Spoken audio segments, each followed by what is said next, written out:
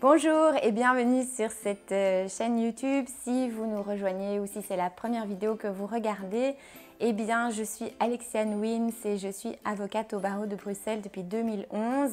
J'ai créé cette chaîne YouTube spécialement pour les entreprises actives en Belgique et je vois avec vous aujourd'hui un nouveau sujet qui concerne le plan financier. Alors le plan financier, aujourd'hui, on considère ça, dans la majeure partie des cas, comme une formalité lorsqu'on doit créer une société. Eh bien, en fait, est-ce que vous êtes déjà demandé pourquoi est-ce que vous devez faire un plan financier lorsque vous créez une société en Belgique? C'est en fait une obligation légale, mais on va voir aujourd'hui dans cette vidéo que c'est une obligation légale qui vous veut du bien. On va voir ensemble qu'est-ce que c'est en fait le plan financier, pourquoi est-ce que vous devez en faire un, surtout concernant la responsabilité des fondateurs. Et finalement, on verra à qui s'adresse ce plan financier, qui va le lire et à quoi ça sert. Le plan financier, qu'est-ce que c'est?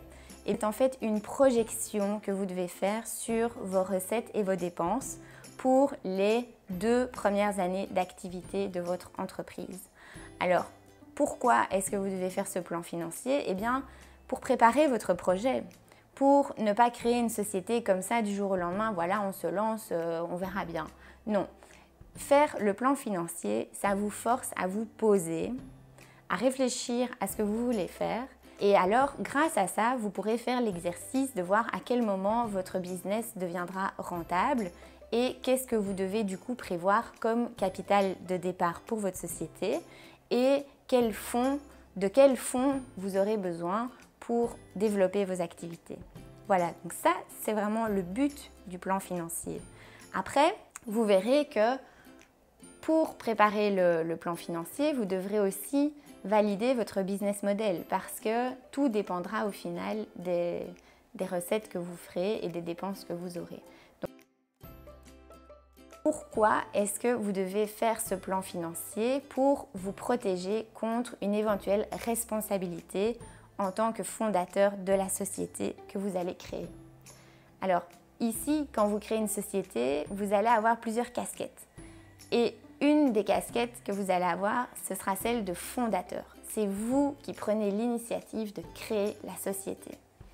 Et en tant que fondateur, il est extrêmement important de pouvoir démontrer que, à la base, quand vous avez créé la société, elle bénéficiait d'assez de capital pour pouvoir développer les activités, pour pouvoir faire vivre la société pendant les 2 premières années après la création. Et pourquoi est-ce qu'on parle de ça? Eh bien parce que si vous avez une faillite en déant les 3 premières années de la création de la société, eh bien on reprendra le plan financier pour voir justement si à la base la société était assez capitalisée. Donc c'est vraiment important. Il ne s'agit pas juste de faire un plan financier un peu comme ça. Je sais que c'est un peu bizarre de parler de ça quand vous créez une société et de se dire oui mais en cas de faillite, parce que voilà, quand on crée sa société on y croit à fond et on pense au futur prospère, on ne pense pas spécialement aux hypothèses de faillite, mais ça peut arriver et donc il faut se protéger contre ça en faisant bien attention à son plan financier, en mettant dedans tout ce qu'il faut et en le faisant de la meilleure façon possible. Faites-vous accompagner de votre comptable, de conseillers financiers. Il y a aussi en Belgique des aides qui existent pour vous aider à créer ce plan financier, mais vraiment prêtez-y une grande attention. À qui est destiné en fait ce plan financier? Qui va le lire? C'est pas juste un papier qu'on fait comme ça et qu'on met dans un dossier parce qu'on crée une société. Non, ce plan financier il va vraiment être lu par des professionnels. Déjà, si vous êtes une start-up et que vous cherchez des cofondateurs, des investisseurs pour vous aider dès le début, eh bien, ces personnes vont être les premières intéressées à comprendre votre business model et à voir quel est le plan financier que vous avez, vers quoi vous vous projetez, vers quoi vous allez, comment vous allez le faire et est-ce que c'est suffisant? Et est-ce que ce sera rentable? Est-ce que ça vaut la peine du coup d'investir? Donc faire un bon plan financier, ça va d'abord vous servir à argumenter devant des potentiels investisseurs, devant des potentiels cofondateurs. Donc ça, voilà, rien que pour ça, ça vaut la peine de faire un bon exercice et de faire ça bien comme il faut. Deuxième personne qui va lire du coup le document, mais ça c'est vraiment du coup pour la formalité pratique, c'est le notaire. Quand vous allez aller devant le notaire pour créer votre société, il va vous demander de joindre au dossier le plan financier. Sans ce document, la société ne pourra pas être créée. Mais le notaire ne va pas regarder si votre plan financier est bien fait ou pas bien fait. Lui, il reprend juste le document et il le met dans le dossier. Là où le plan financier aura sa plus grande importance et où l'impact sera le plus fort, c'est éventuellement lorsque votre société fera faillite dans les 3 premières années d'activité. Et là, qui va lire ce document? Eh bien, ce sera le curateur, ce sera aussi le juge qui vont devoir du coup se pencher sur le fait de savoir si votre responsabilité en tant que fondateur est engagée ou pas. Et donc, on revient à ce que j'expliquais au début.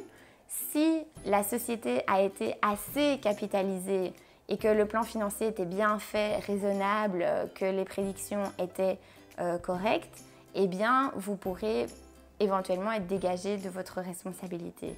Par contre, si il est évident qu'en fait, la société a été créée avec trop peu de fonds pour les activités envisagées, eh bien là, votre responsabilité de fondateur pourrait être engagée. Et à ce moment-là, qu'est-ce que ça signifie?